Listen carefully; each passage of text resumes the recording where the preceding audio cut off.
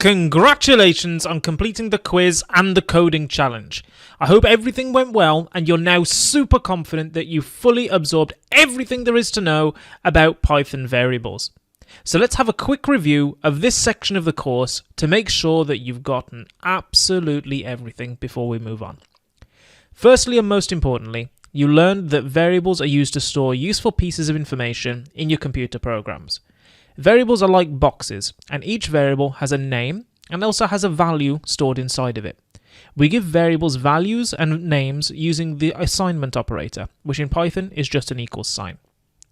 You also learned that variables have a certain type, and because Python is a dynamically typed language, this variable type can change dynamically. This is different to languages like C and Java, which are statically typed languages and don't let you do this. You can check a variable's type by using the type function, which makes complete sense, right? You also learned that how the name of your variables can impact the readability of your code, and I suggested to you that you stick with Python's convention and keep everything lowercase, and if you need a space, use an underscore instead. Oh, and bear in mind that the names need to start with a letter, they can't start with a number or a symbol.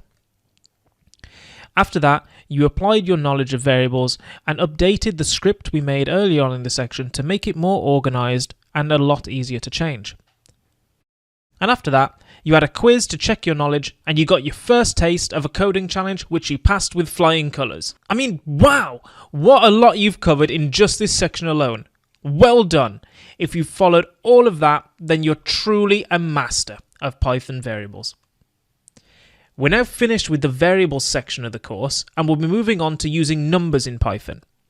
Computers use numbers for absolutely everything, from game design to computer vision to online maps. Numbers are absolutely everywhere in programming, and as usual, Python makes working with numbers super easy and a load of fun.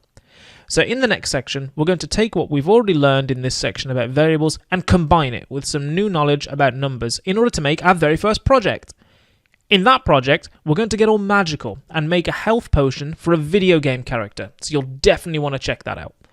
And with that, I will once again give you my warmest congratulations for completing this section of the course, and I'll see you in the next video.